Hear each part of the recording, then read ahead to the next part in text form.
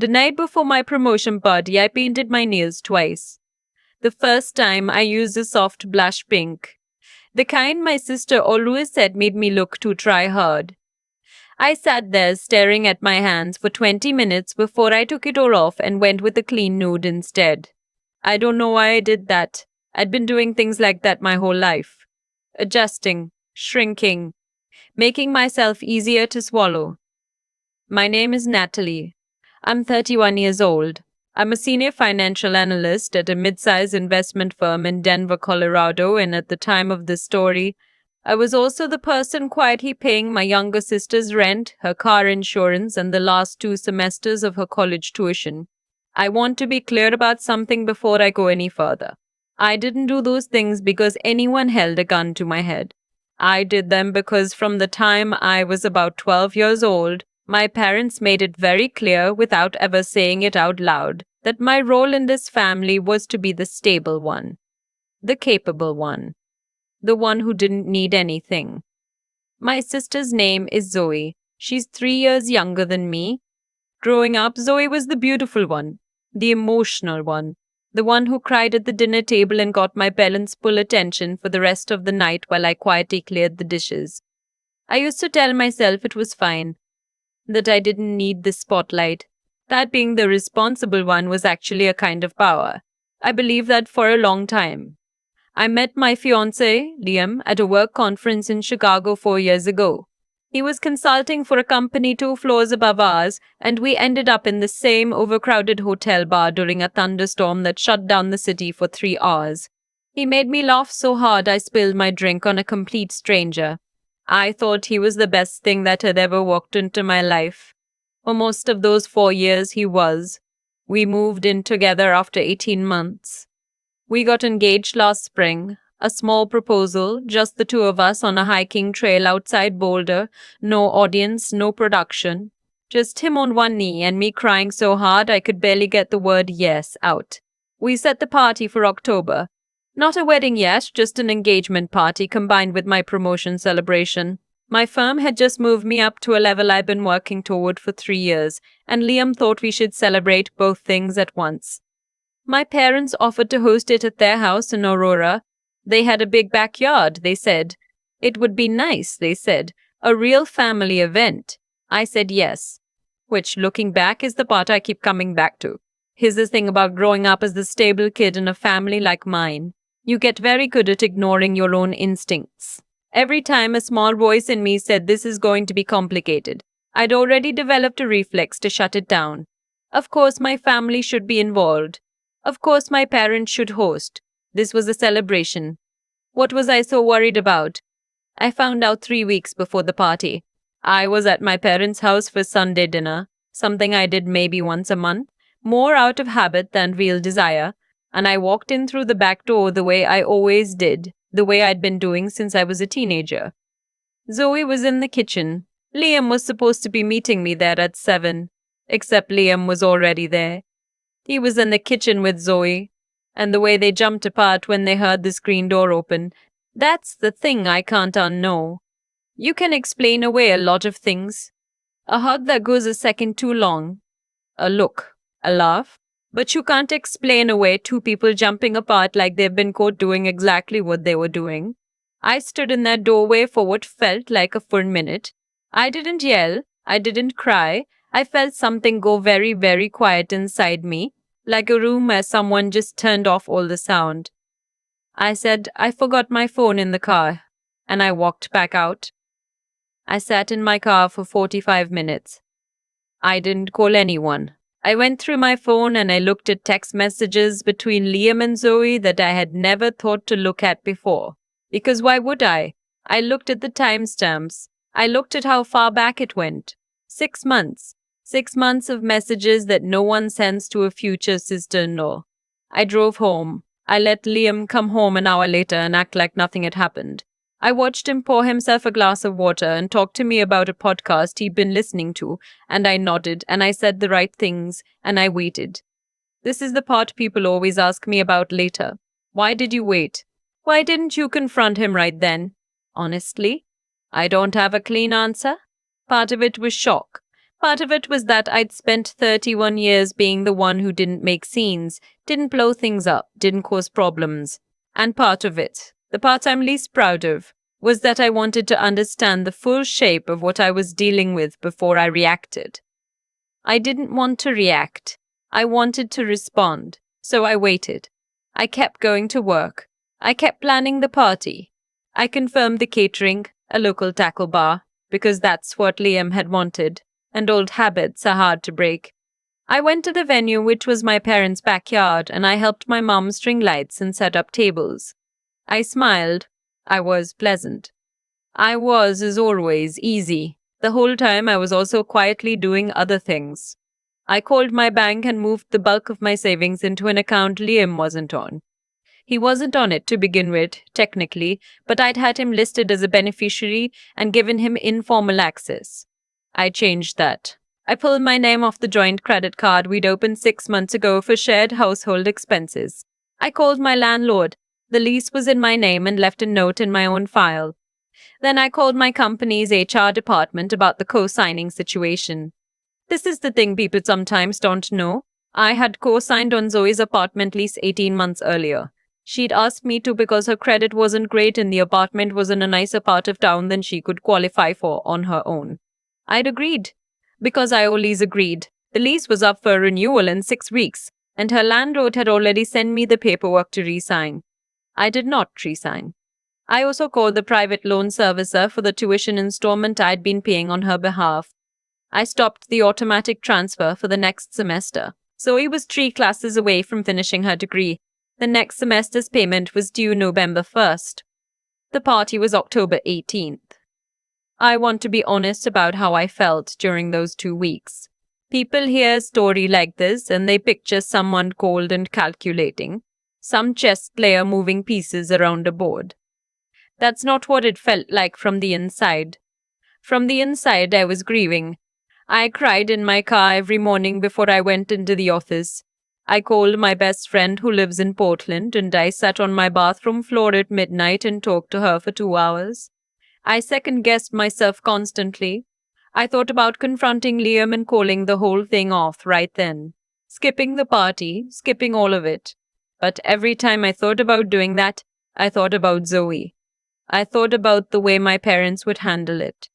I thought about every time in my life something had gone wrong, and the family's first instinct had been to make things smooth, to protect the peace, to protect Zoe. I thought about the message thread I'd read in my car. 6 months. While I was working 60-hour weeks and paying her rent, I kept going. The morning of the party, I woke up at 6 and made coffee and sat on my porch for an hour. The sky was that specific October Colorado blue that makes everything look a little too crisp, a little too clear. I remember thinking it was a beautiful day, which felt like a bad joke. Liam was still asleep. I'd been careful to act normally around him, which was one of the harder things I've ever done. But there's a particular kind of numbness that sets in when you're holding something that big for that long. It wasn't normal, it was just functional. Guests started arriving at 3. My parents' backyard looked genuinely lovely. The string lights, the catering setup, the tall cocktail tables my mum had rented from some party supply place in Littleton. About 60 people were there, my co-workers, our mutual friends, my parents' friends, a few of Liam's family members who'd driven up from Colorado Springs, and Zoe. Zoe arrived in a yellow dress. I noticed that immediately. Yellow is my color. It's the color I'd worn to every important event for the last 5 years. Something Liam had once told her in front of all of us was Natalie's thing. She came up and hugged me and said, "You look so beautiful," and I hugged her back and said, "So do you." Because I had been raised to be gracious, and I was going to be gracious until I decided not to be. The first 2 hours were fine. I talked to my co-workers. My manager gave a small toast about the promotion that made me genuinely emotional. That part was real. I'd worked hard for that, and it meant something. Liam stood next to me and put his hand on my back, and I let him because there were 60 people watching, and because I had not yet decided the moment. Around 5:30 there was a lull. The catering was winding down. People were on their second or third drinks. The energy had gone from celebratory to comfortable. My dad was talking to Liam's uncle near the back fence. My mom was inside refreshing the dessert table. That's when Zoe made her way to the center of the yard. I was standing near the drink table talking to two of my co-workers when I saw her pick up a champagne glass and tap it with a spoon. Can I get everyone's attention for a second? My stomach dropped. I don't know what I expected. Maybe a toast. Maybe something passive-aggressive but deniable. The kind of thing Zoe had always been skilled at. The compliment that's actually an insult. The joke that has a point to it. What I did not expect was what actually happened. She looked at me from across the yard and she looked at Liam standing a few feet to my left, and something in her face just cracked open. I have to say something, she said. Her voice was loud enough that everyone had gone quiet. I know this isn't the right time, but I've been holding this for so long and I love him. I'm in love with him. And I know that's terrible. I know. But I can't stand here and watch this. The yard went completely silent. I could hear the string lights buzzing. I could hear someone's drink glass make a small sound being set down on a table.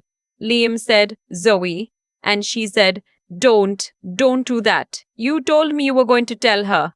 "You said, that's enough," he said, but it wasn't enough. It was way too late for enough. 60 people were looking at me. My mom came out the back door at exactly that moment holding a tray of brownies and stopped dead when she read the room. Here is what I did not do. I did not cry. I did not yell. I did not try anything or say anything dramatic.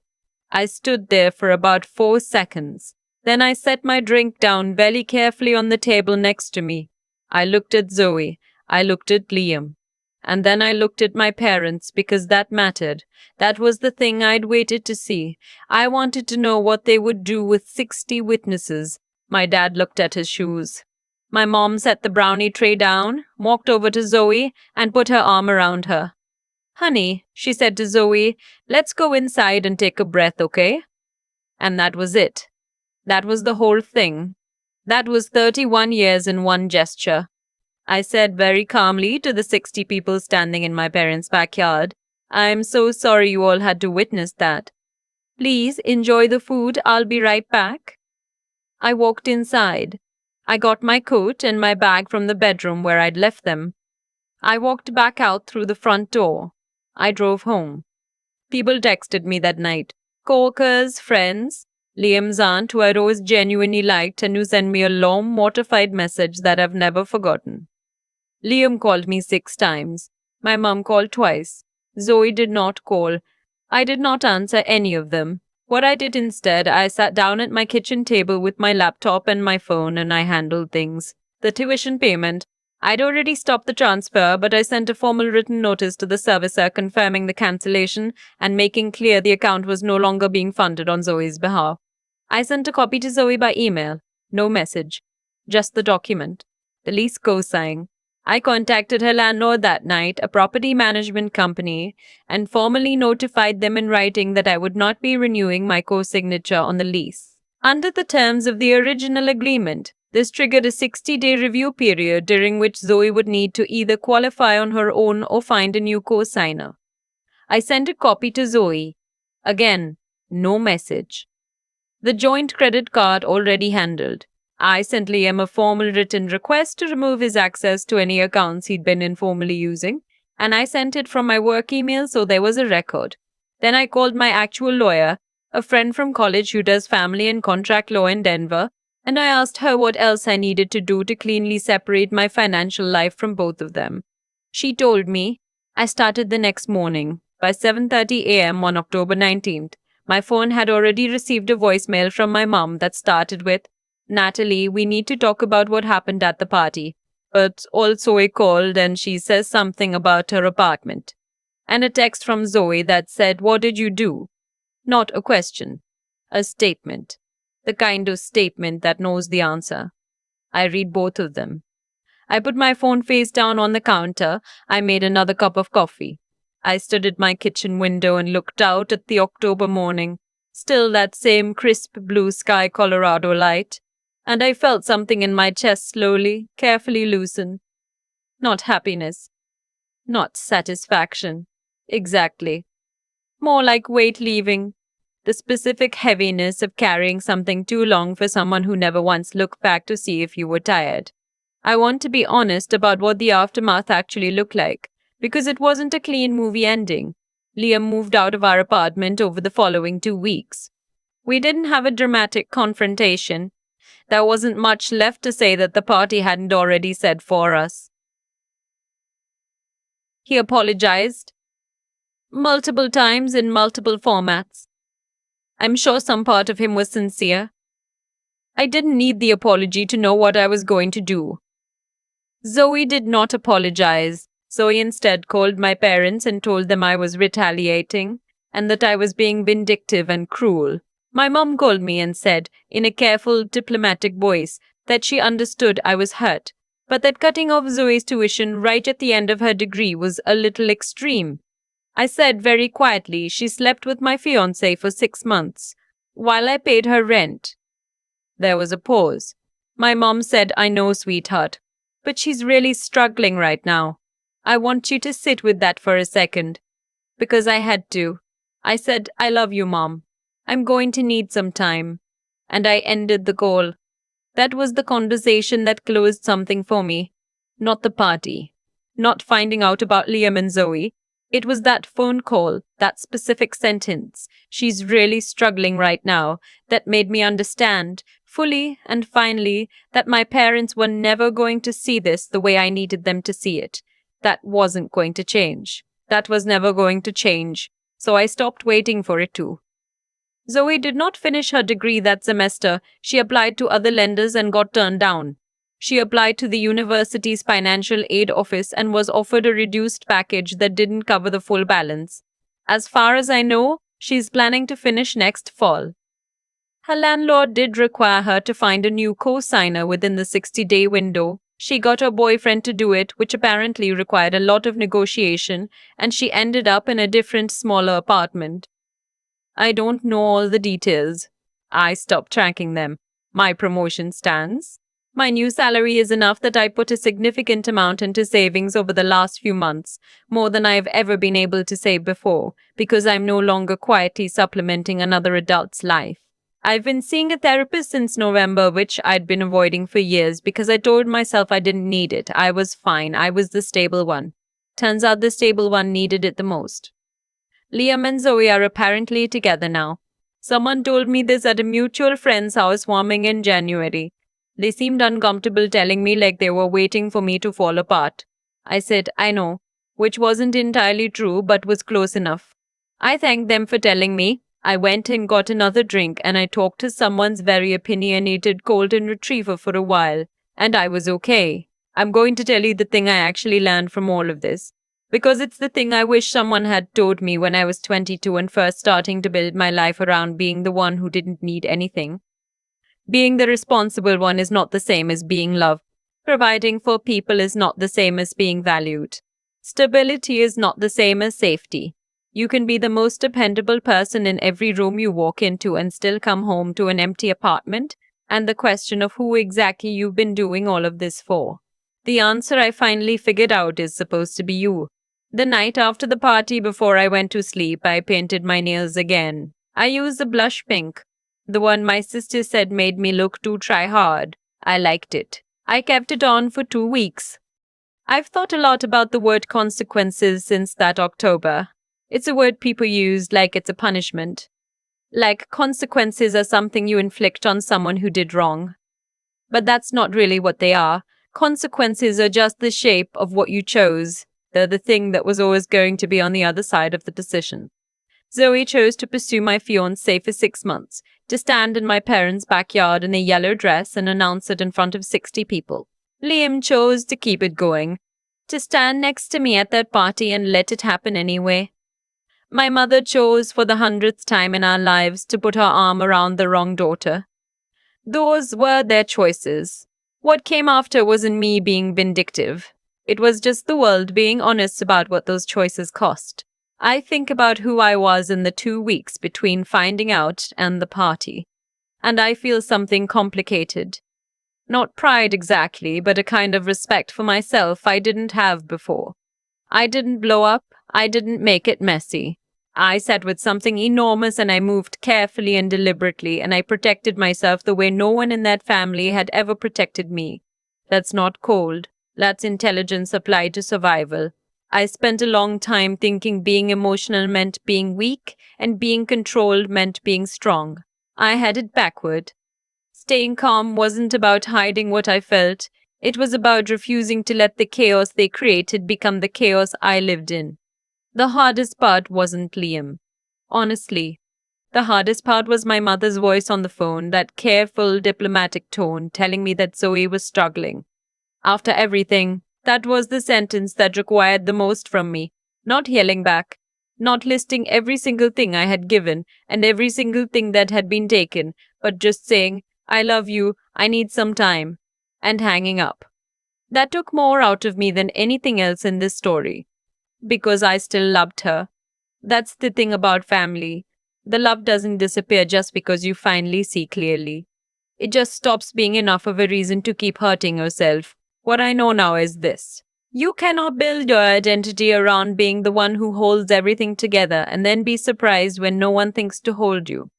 I was reliable. I was generous. I was the one you could call. And those things are not bad qualities. But I gave them to people who treated them as a baseline expectation rather than something worth protecting. The moment I stopped being useful, the moment I walked out that front door and went home and took care of myself, I became, in their eyes, the problem. That told me everything I needed to know about what the arrangement had really been. I'm not the same person I was before October 18th. I'm more careful with my generosity now. I'm more honest about what I'm getting in return. I ask myself sometimes before I agree to something, am I doing this because I want to, or because I'm afraid of what happens if I don't? That question has changed almost every relationship I have. Not by making me colder, by making me more real.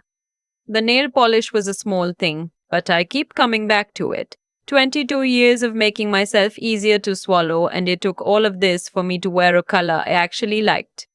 I think that's where it starts, really. Not the big dramatic moments. The small daily choices about whether you're living for yourself or arranging yourself around everyone else's comfort. Zoe called me try hard for years. She was right. I was trying very hard, just for the wrong people. I'm done with that now.